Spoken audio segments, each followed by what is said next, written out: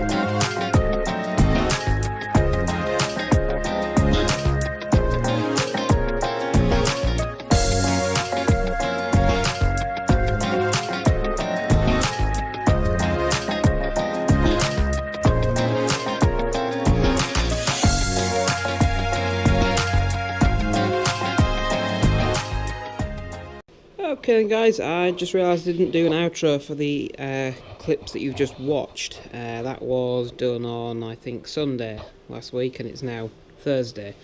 It's just been really cold this week. It's really cold now, to be honest. So I've not bothered coming after work every evening this week until now.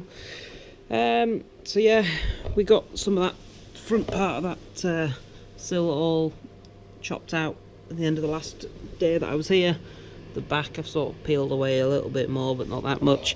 So this evening I'm going to clean all this up inside, what I didn't get done before, which I'm not going to bother showing you that, it's just gets boring to a certain extent.